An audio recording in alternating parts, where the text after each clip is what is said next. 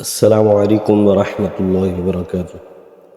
میرے اس Islamic channel کے ناظرین آپ سب کو خوش آمدید و مرحبا کہتا ہوں۔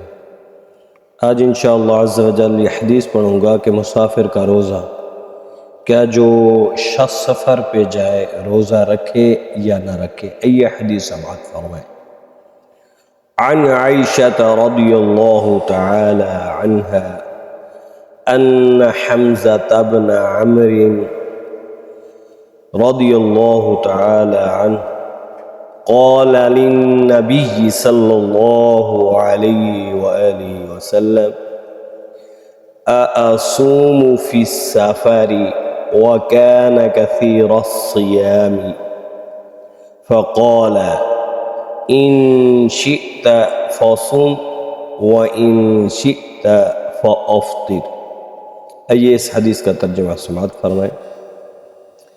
حضرت حمزہ بن عمر رضی اللہ تعالی عنہ کثرت سے روزے رکھا کرتے تھے اور انہوں نے رسول اللہ صلی اللہ علیہ وآلہ وسلم سے عرض کی،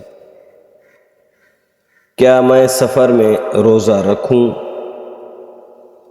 تو آپ صلی اللہ علیہ وآلہ وسلم نے ارشاد فرمایا، تمہیں اختیار ہے، اگر چاہو روزہ رکھو، چاہو تو روزے کو چھوڑ دو۔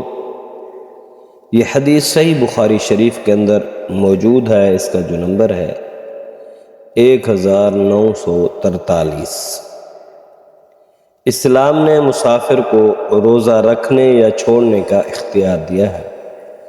سفر دشوار ہے، پریشانی ہے، لمبا سفر ہے، گرمی کا موسم ہے تو چھوڑنے کی صورت ہے، چھوڑ سکتے ہیں، لیکن بعد میں جو ہے اس کی قضا لازم ہوگی۔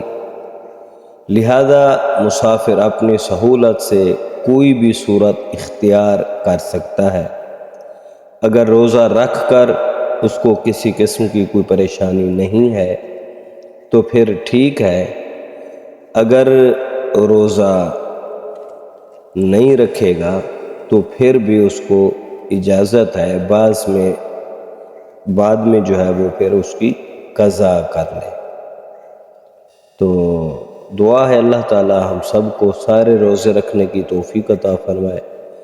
آج کل تو یہ سہولت ہے، گاڑیوں میں اے سی وغیرہ لگے ہوئے ہیں اور سیٹیں بھی اور سفر بھی آرام دہ ہوتا ہے، تو بہتر یہی ہے روزہ رکھ دیا جائے، ورنہ اسلام نے اس کو اجازت دی ہے کہ وہ روزہ سفر میں نہ رکھے۔